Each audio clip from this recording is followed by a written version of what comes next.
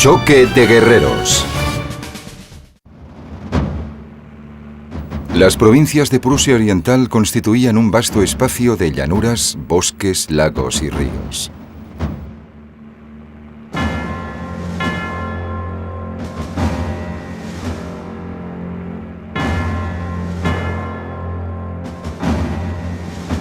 En este lugar, en agosto de 1914, soldados alemanes y rusos combatirían y marcharían a lo largo de grandes distancias a pesar del intenso calor y el polvo.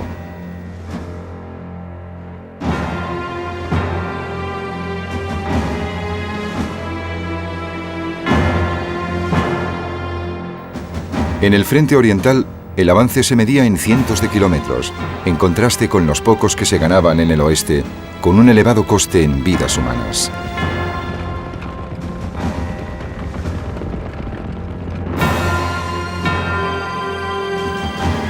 La guerra en el frente oriental se decidiría en un pequeño pueblo llamado Tannenberg.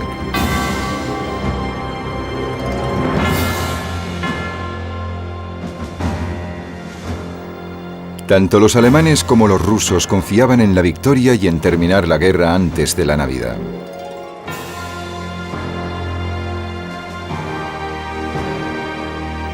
El comandante ruso, el gran duque Nicolás, planeaba conquistar la capital alemana, Berlín. El general alemán Paul von Hindenburg sería el encargado de repeler la invasión rusa. Tannenberg fue el lugar en el que se enfrentaron Hindenburg y el gran duque Nicolás en una de las batallas más trascendentales de la Primera Guerra Mundial. A finales del siglo XIX, Francia se había aliado con Rusia. Gran Bretaña pronto se unió a ellas.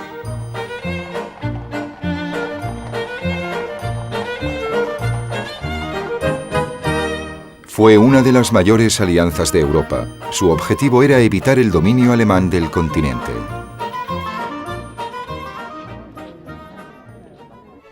Pero Alemania también tenía un aliado.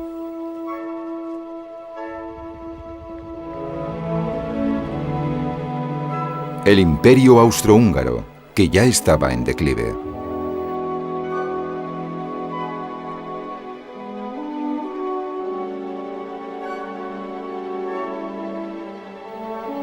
Bajo el mando del ambicioso Kaiser Guillermo, Alemania era una próspera potencia tanto industrial como política. Aparentemente Europa disfrutaba de un extraño período de paz, pero empezaron a notarse tensiones a mediados de 1914.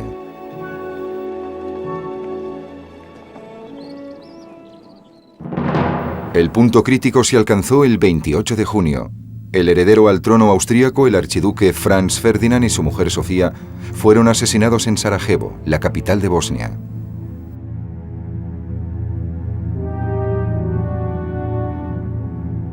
El culpable fue un separatista serbio. Este asesinato inició la Primera Guerra Mundial.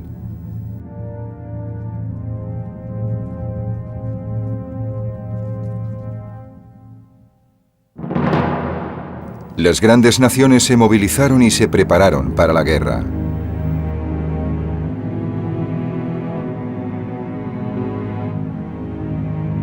En el frente occidental, Alemania se enfrentaba a Francia y Gran Bretaña.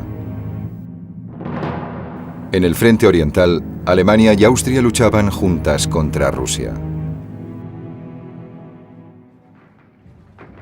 El ejército alemán lanzó inmediatamente una ofensiva en el oeste con la esperanza de derrotar a Francia y Gran Bretaña.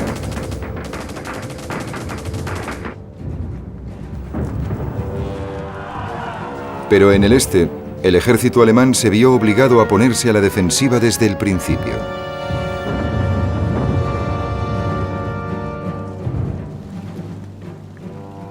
Rusia tomó la iniciativa y amenazó con eliminar a los alemanes de Prusia Oriental.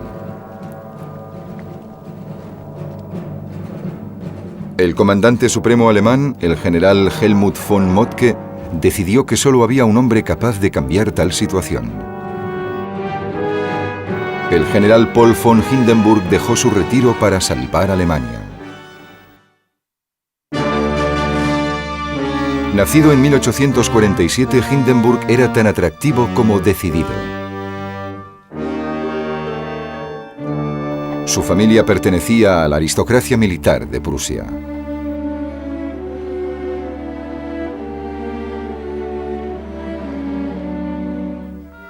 Hindenburg se convirtió en cadete militar entrando en servicio a los 18 años. Se unió a la élite de los guardias de a pie de Prusia en 1866. Luchó con valentía en las guerras austrio-prusiana y franco-prusiana, siendo condecorado por su valor en 1870.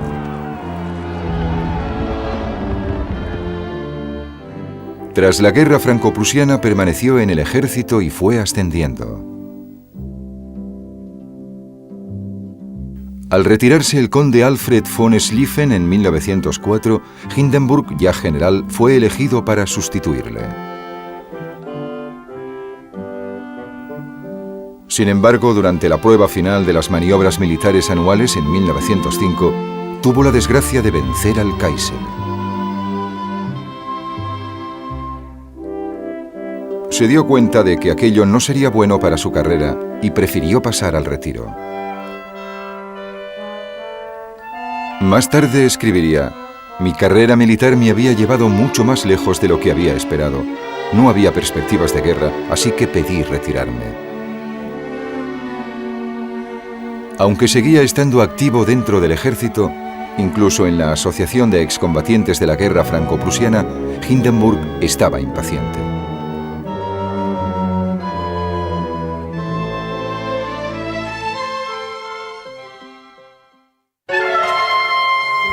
Cuando estalló la guerra en 1914, Hindenburg no esperaba que le llamaran para servir. Durante la tercera semana de agosto, el general von Moltke, comandante del ejército alemán, vio que los enfrentamientos contra los rusos iban peor de lo esperado. Nombró entonces al general Erich Ludendorff jefe del Estado Mayor en Prusia Oriental. Pero von Moltke también necesitaba un hombre para controlar las operaciones. Uno de sus oficiales señaló que Hindenburg vivía muy cerca de la línea ferroviaria principal que iba hacia el oeste. Von Moltke inmediatamente se puso en contacto con él. No le costó convencerle y Hindenburg subió al tren inmediatamente con Ludendorff para dirigirse al frente.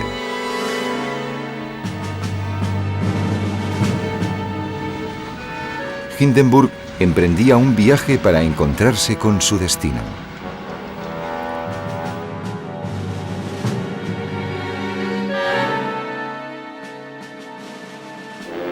En el este, el comandante en jefe ruso, el gran duque Nicolás, también tenía la vista puesta en la victoria. Nacido en 1856, el gran duque Nicolás era miembro de la más alta aristocracia rusa. También era el tío del zar Nicolás II.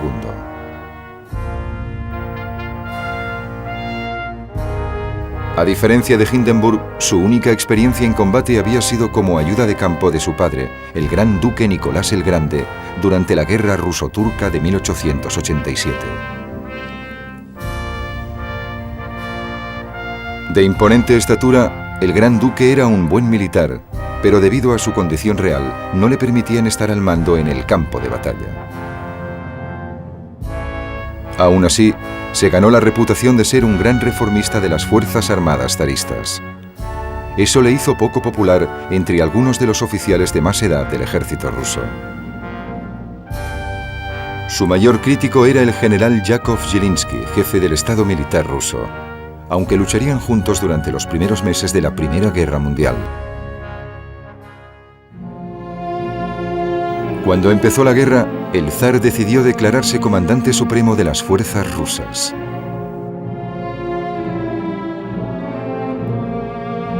Sus generales pensaron que aquello tendría graves consecuencias, ya que el zar no tenía experiencia militar y no podría dirigir un ejército tan importante. Le convencieron para ceder el puesto a su tío, el gran duque Nicolás, con Zhilinsky como jefe del Estado Mayor.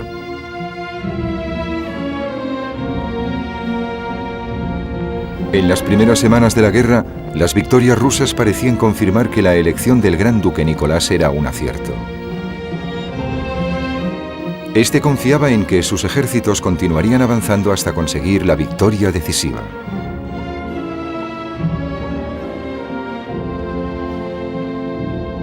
Pero Nicolás se enfrentaría pronto al general Paul von Hindenburg, hombre de gran experiencia militar. Su confrontación sería crucial para el futuro de Rusia y de Alemania.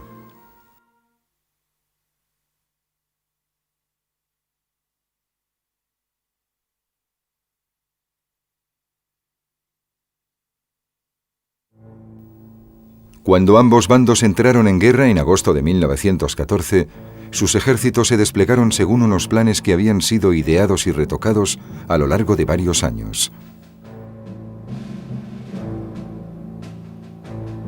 El jefe del Estado Mayor alemán basaba su estrategia en las limitaciones de los sistemas de carreteras y ferrocarriles de la Rusia zarista. Sabía que la movilización rusa no sería rápida. Así que los alemanes enviaron el grueso de su ejército al oeste. El octavo ejército alemán, una fuerza relativamente pequeña, se quedó para proteger la frontera oriental.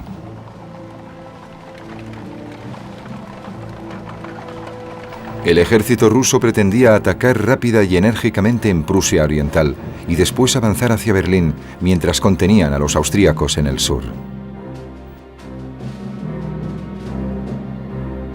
Berlín era el objetivo del gran duque Nicolás. Creía que si se apoderaba de la capital alemana, la guerra tendría un final rápido y triunfal. La apisonadora rusa, como se conocía al ejército ruso, se movilizó mucho más rápido de lo que los alemanes habían previsto.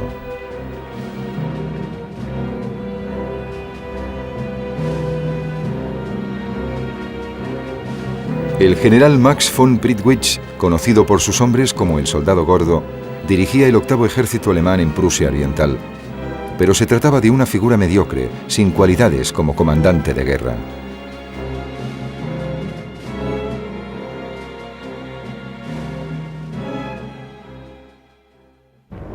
El 17 de agosto de 1914, el gran duque Nicolás lanzó su invasión sobre Prusia Oriental. Cogió desprevenidos a los alemanes y pronto los obligó a retroceder.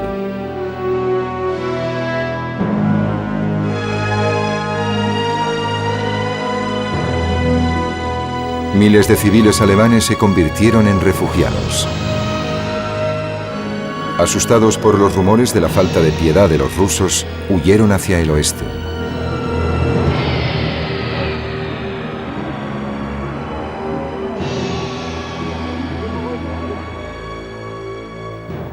El 20 de agosto el ejército alemán fue derrotado en Gumbinnen.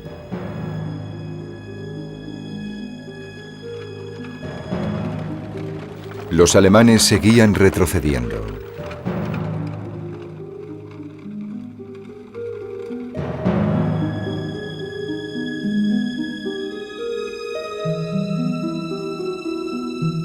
El gran duque Nicolás seguía avanzando.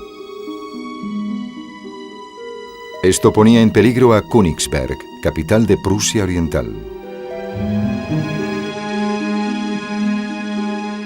Aterrorizado, Prittwitsch llamó al comandante supremo alemán, von Moltke, pidiéndole autorización para retirarse de Prusia Oriental. Von Moltke tenía sus propios problemas en el oeste y no tenía tiempo para escuchar los temores de Prittwitsch. La conversación telefónica fue breve y directa y terminó con la carrera de Prittwitsch. Mientras tanto, los ejércitos del Gran Duque seguían avanzando.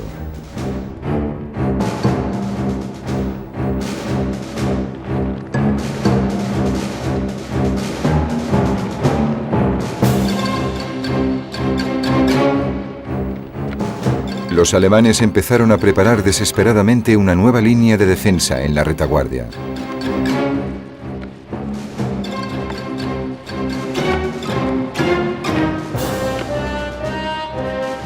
El El 23 de agosto, el gran duque Nicolás y sus hombres estaban convencidos de que la victoria estaba cerca.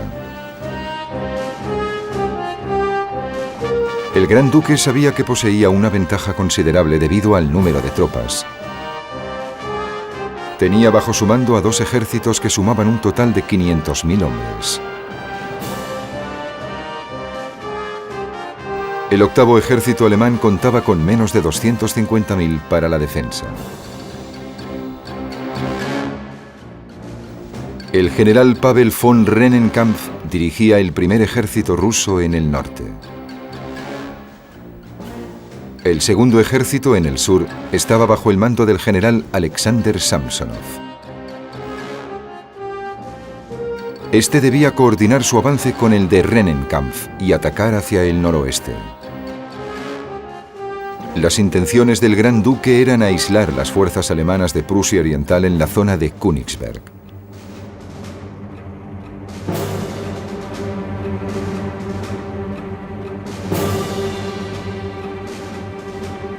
Los 2 ejércitos avanzarían entonces hacia Berlín.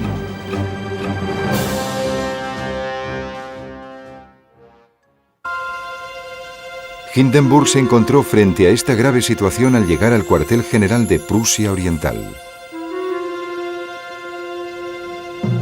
Pero a diferencia de Prittwitz, él y su jefe del Estado Mayor, Erich Ludendorff, no estaban dispuestos a aceptar la derrota. El teniente coronel Max Hoffmann, uno de los oficiales de mayor graduación del octavo ejército, ideó una estrategia que creía que podía frustrar los planes rusos. Hoffmann había estudiado la situación con detalle mientras las tropas alemanas se retiraban a través de un frente de 150 kilómetros de ancho. Comprobó que el segundo ejército del general Alexander Samsonov se hallaba en precario porque empezaba a adelantar al primer ejército de Rennenkampf, que estaba más al norte. Hoffmann vio que la zona de los lagos masurianos estaba entre los 2 ejércitos rusos. Era como una barrera infranqueable, rodeada de bosques y pantanos.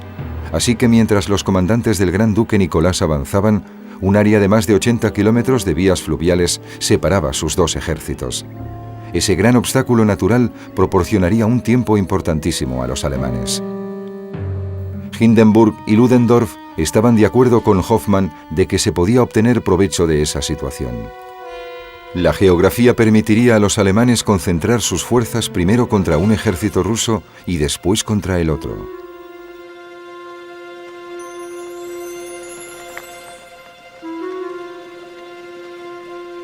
Por casualidad, Hindenburg recibió información vital del cuartel general ruso. Entonces diseñó un plan para mejorar la situación de Alemania en el este. Los oficiales del Gran Duque no conseguían codificar muchas de las órdenes que enviaban por radio a Samsonov y a Rennenkampf. Los espías alemanes confirmaron que Samsonov seguía avanzando en el sur, mientras que el ejército de Rennenkampf prácticamente se había detenido.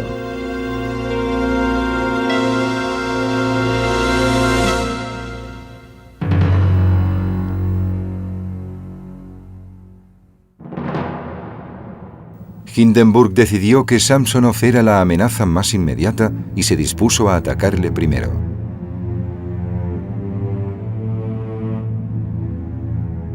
El desarrollado sistema ferroviario de Prusia Oriental suponía una ventaja considerable.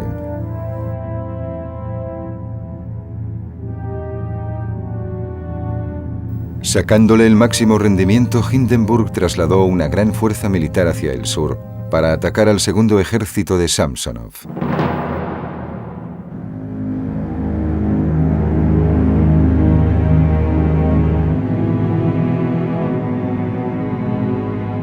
Al mismo tiempo, también enviaba hacia allí más tropas por carretera.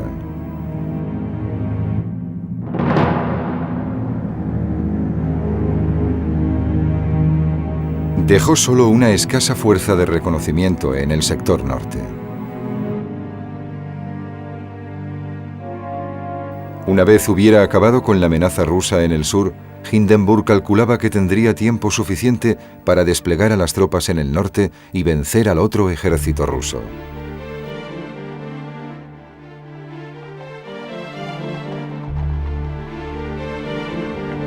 Pero debido a la aplastante superioridad numérica de las fuerzas rusas, se dio cuenta de que corría un gran riesgo.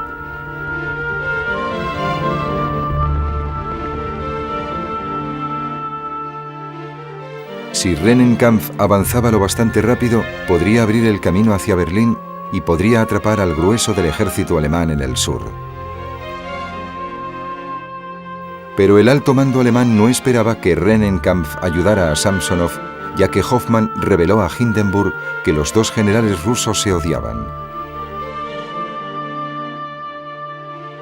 Su animosidad se remontaba a la guerra ruso-japonesa de 1905, cuando ambos eran coroneles.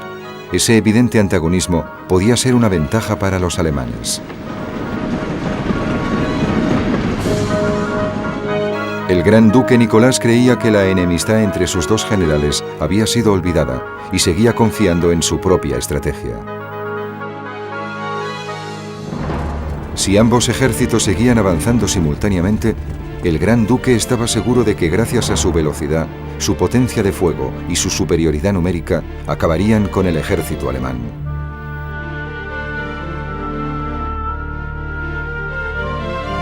El general Zieliński, jefe del Estado Mayor del Gran Duque Nicolás, dio nuevas instrucciones para que el avance ruso continuara.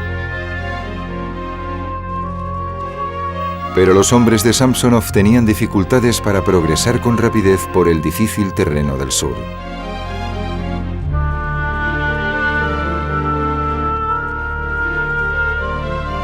Además, sus líneas de abastecimiento se estaban alargando y los hombres estaban agotados tras días de marcha forzada sin casi alimentos ni agua.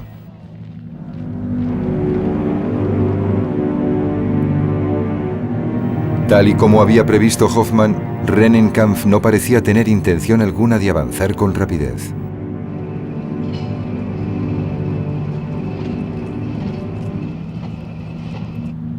Mientras tanto, la frenética movilización de fuerzas de Hindenburg contra Samsonov se hallaba prácticamente lista.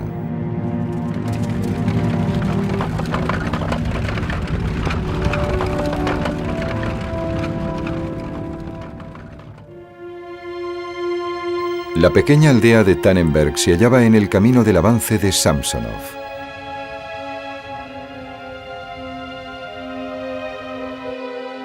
$750.000 soldados alemanes y rusos estaban preparados para la batalla en el frente oriental.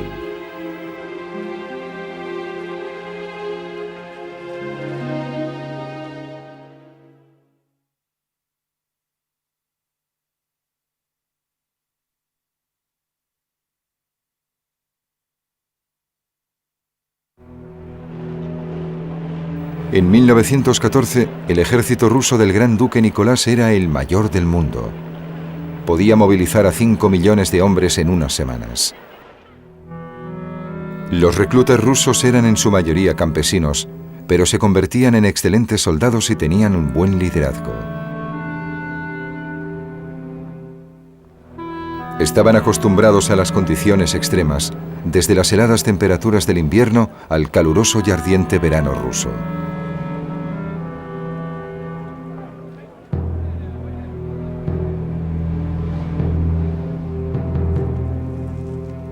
Sin embargo, su entrenamiento militar era inferior al alemán.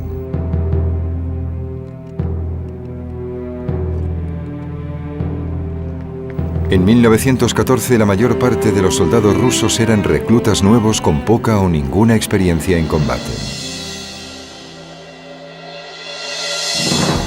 Sus armas, especialmente las de artillería, también eran inferiores. Pero lo más grave era que estos soldados estaban dirigidos por oficiales que destacaban por su incompetencia, desidia y corrupción. Lo único que los oficiales, incluidos el Gran Duque Nicolás, tenían en común con sus hombres era su respeto por el zar, a quien consideraban casi un dios. También tenían confianza en su superioridad numérica.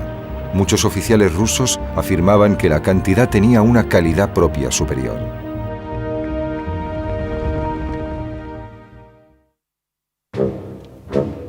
Alemania también tenía un ejército poco profesional compuesto por 3 millones de hombres, después de movilizar a las reservas.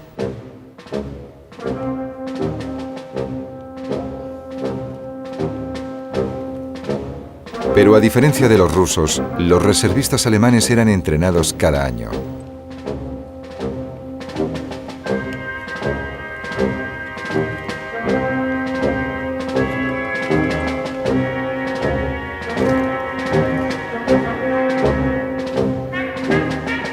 Los oficiales, por su parte, también se tomaban sus tareas mucho más en serio que sus homólogos rusos. Además, el ejército alemán estaba mucho mejor considerado entre la población civil del país. Cada elemento del ejército alemán sabía cuál era exactamente su misión. Los alemanes tenían otra ventaja, que era una tecnología mejor.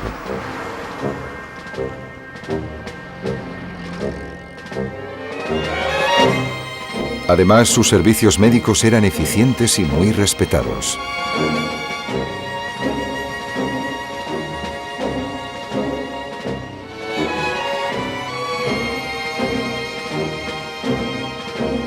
Incluso en los niveles más bajos, las tropas alemanas estaban bien preparadas.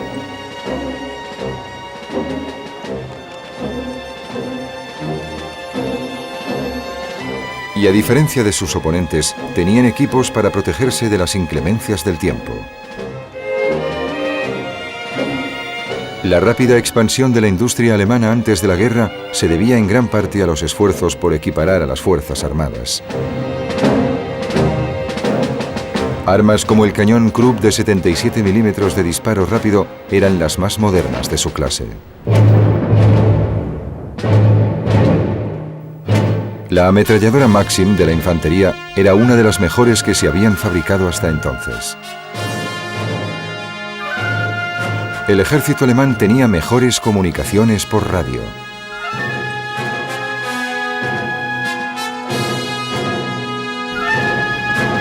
Y Alemania también disfrutaba de mejores comunicaciones por carretera y ferrocarril, lo que permitía movilizar sus tropas más rápidamente que los rusos. Eran excelentes en la construcción de defensas de campo. Además, el Estado Mayor alemán era considerado el más eficiente del mundo.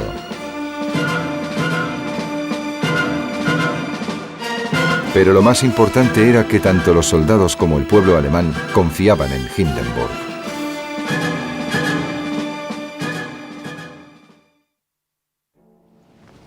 A medida que se acercaba el mes de agosto, ambos bandos se prepararon para un choque definitivo y crucial.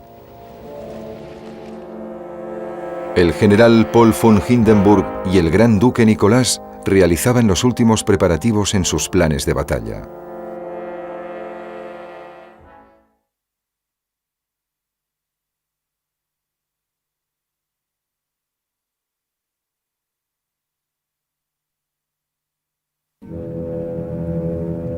Durante la última semana de agosto, Prusia Oriental había sido testigo de un gran despliegue de tropas alemanas al mando de Hindenburg, a pie y en tren.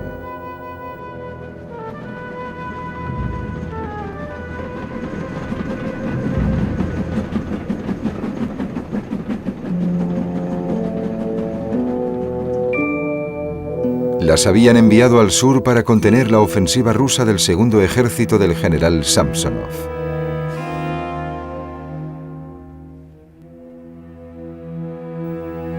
Este tenía órdenes del gran duque Nicolás de avanzar a toda velocidad y aislar a las fuerzas de Hindenburg. Samsonov creía que las tropas alemanas que tenía ante él eran débiles y que estaban desorganizadas. En realidad, Hindenburg había preparado una fuerza muy potente para enfrentarse a él.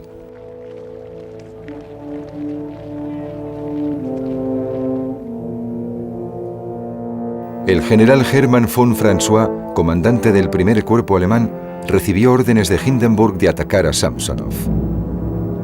Pero se negó a hacerlo, aduciendo que sus tropas acababan de llegar y necesitaban unas horas para recibir las nuevas órdenes, reagruparse y descansar antes del ataque.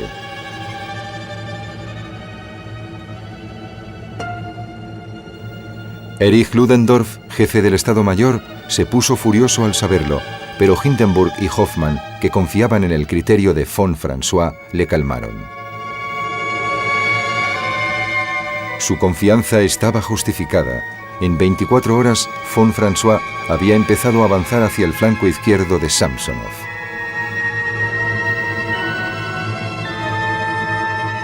Animado por otro mensaje ruso interceptado que explicaba las dificultades de Samsonov, Hindenburg ordenó a von François que continuara su avance. El 26 de agosto, presionado por el gran duque Nicolás, Samsonov se dirigió directamente hacia una trampa muy elaborada.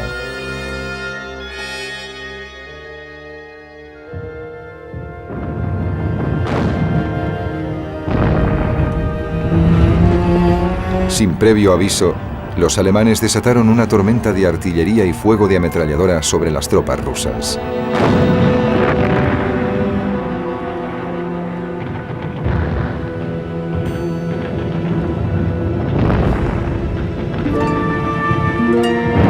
Aturdidas y destrozadas, las divisiones de vanguardia de Samsonov retrocedieron. Muchos rusos abandonaron la lucha y se rindieron ante los hombres de Hindenburg.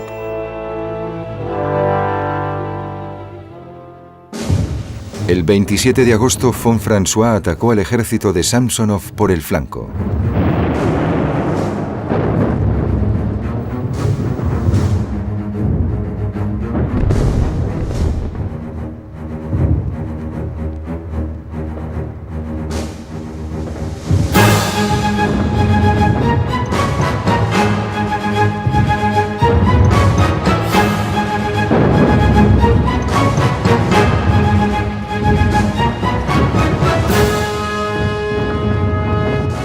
Los rusos corrieron a situarse en posiciones defensivas, pero la artillería alemana les machacó implacablemente, mientras la infantería barría las líneas rusas con el fuego de sus armas.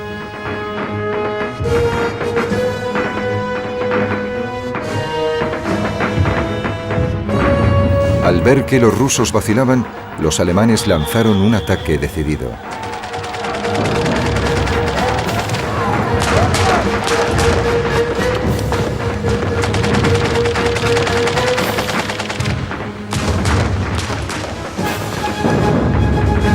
Al llegar la noche, los rusos habían perdido 40.000 hombres y emprendían la retirada. El gran duque Nicolás comprendió la precaria situación de Samsonov y ordenó urgentemente al general Rennenkampf que avanzara hacia el sudoeste para reforzar el segundo ejército. La gravedad de la situación debería haber hecho que Rennenkampf corriera a ayudar a Samsonov. Pero como Hindenburg había previsto, Rennenkampf, lleno de rencor, hizo caso omiso de las órdenes de su comandante.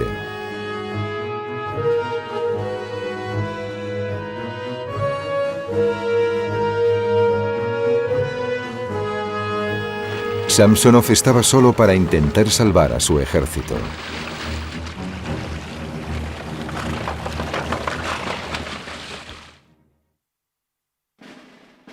En cambio, el general alemán Hermann von François podía permitirse desobedecer las órdenes y conseguir los resultados planeados. El 28 de agosto, con el segundo ejército ruso paralizado en los bosques y la vegetación de Tannenberg, Hindenburg ordenó a von François que evitara que la fuerza de Samsonov escapara hacia el oeste.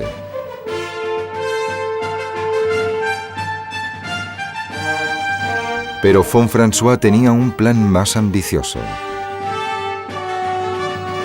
Pretendía romper las comunicaciones de Samsonov atacando al este, hacia el pueblo de Niedenburg.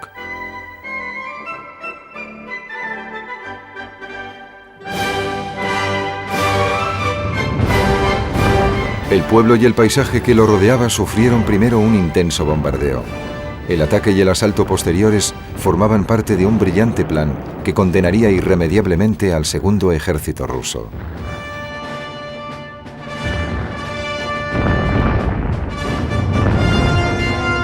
Hindenburg ordenó entonces al resto de sus fuerzas que aniquilasen completamente al desventurado ejército de Samsonov.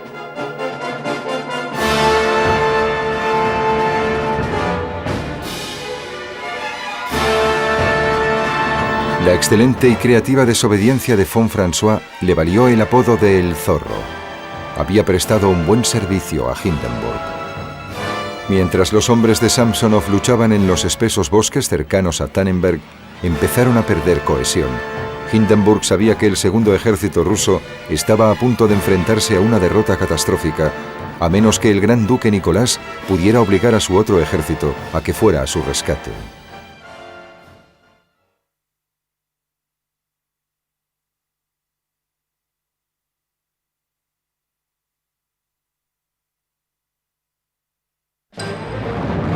Durante los últimos días de agosto de 1914, los despiadados ataques alemanes sobre los restos del segundo ejército de Samsonov prosiguieron.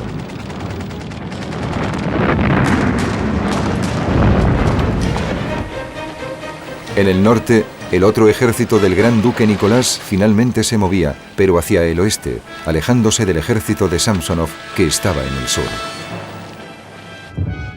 Otro mensaje interceptado del cuartel general del Gran Duque confirmó que el ejército de Rennenkampf se hallaba demasiado lejos para acudir en ayuda del segundo ejército ruso. Hindenburg decidió entonces acabar con las tropas de Samsonov. Su infantería estrechó el círculo alrededor del bosque cercano a Tannenberg.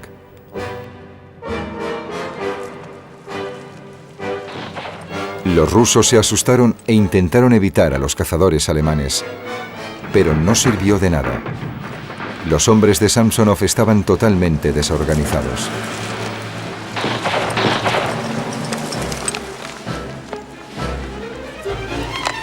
Miles de ellos arrojaron las armas al suelo y se rindieron.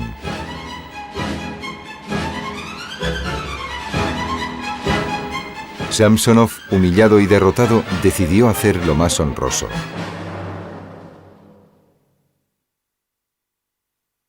La noche del 29 de agosto se adentró en el bosque. Minutos después se oyó un solo disparo. Al día siguiente, los restos del ejército de Samsonov habían sido erradicados sistemáticamente.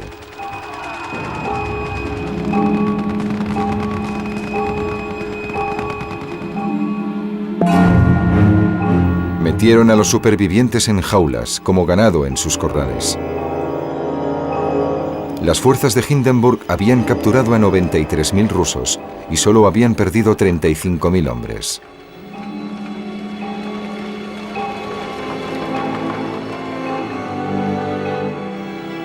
Más de 120.000 soldados rusos habían perecido en el campo de batalla.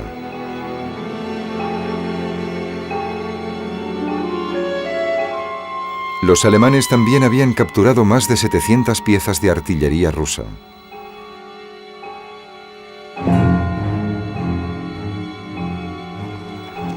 El desastre de Tannenberg no dejó más opción al gran duque Nicolás que la retirada del resto de las fuerzas rusas de Prusia Oriental.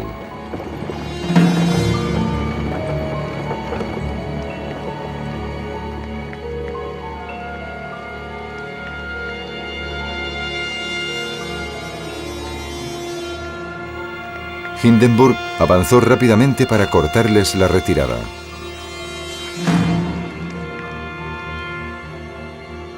Los alemanes atacaron el 5 de septiembre.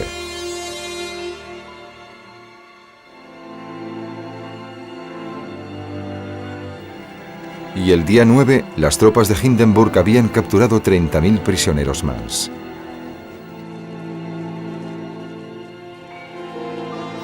Sin embargo, a diferencia de lo ocurrido en Tannenberg, Rennenkampf consiguió que parte de su ejército pudiera retirarse hasta la frontera rusa. La derrota de Tannenberg supuso un gran golpe psicológico para el ejército ruso, del que nunca se recuperó. Si Alemania hubiera perdido la batalla, Berlín habría estado amenazada directamente y el curso de la guerra podría haber sido completamente diferente.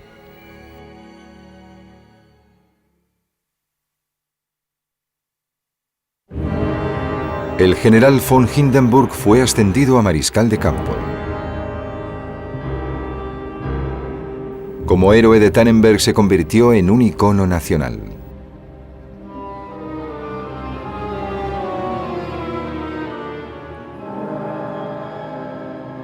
La batalla convirtió a Hindenburg y Ludendorff en un equipo que supervisaría la estrategia militar alemana durante los 2 últimos años de la Primera Guerra Mundial.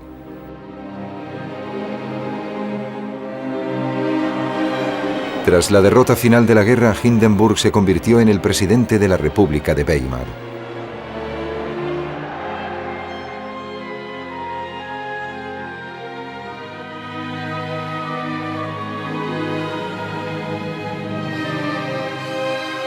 Más tarde intentaría limitar el creciente poder de Adolf Hitler, que le desagradaba enormemente, pero se vería obligado a nombrarlo canciller en enero de 1933. Tras una vida memorable y extraordinaria, Hindenburg murió a los 87 años, en agosto de 1934. Fue enterrado en un santuario cerca de Tannenberg, escenario de su mayor triunfo, con toda la pompa requerida.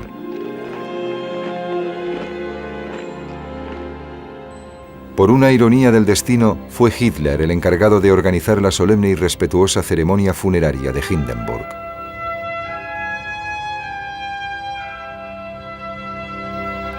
Con la muerte de Hindenburg, Hitler consiguió alcanzar el poder absoluto. Poco después pondría a Alemania en una posición que sería todavía más desastrosa que los terribles días de la Primera Guerra Mundial.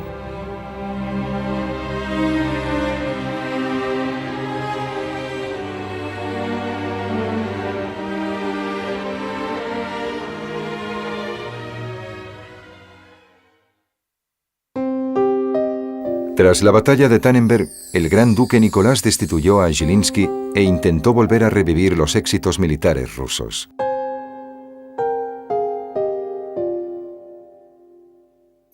El continuo y nefasto liderazgo supondría más reveses y la desmoralización de las tropas rusas después de la derrota en Tannenberg.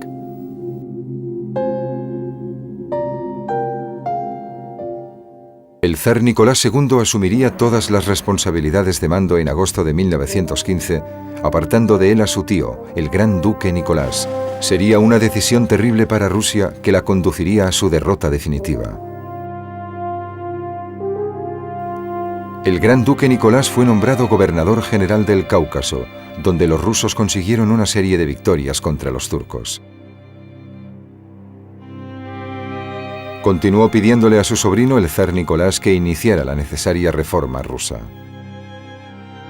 Pero ya era demasiado tarde, y durante la Revolución Rusa, en noviembre de 1917, el zar y su familia fueron detenidos y más tarde ejecutados. Rusia quedó bajo el puño de hierro de Lenin y los bolcheviques.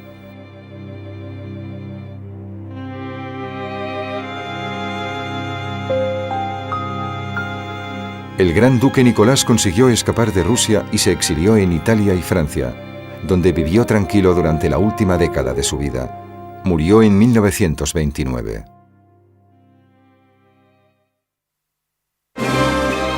Tannenberg fue la victoria alemana más convincente y espectacular de la Primera Guerra Mundial. Rusia nunca se recuperó. La desilusión creció ante el aumento de bajas y la derrota.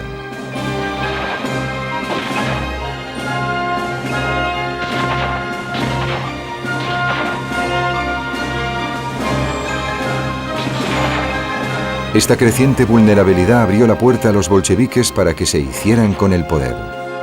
En cuanto a la batalla de Tannenberg, Hindenburg, con su frialdad y su gran experiencia bélica, fue un rival invencible para el gran duque Nicolás de Rusia.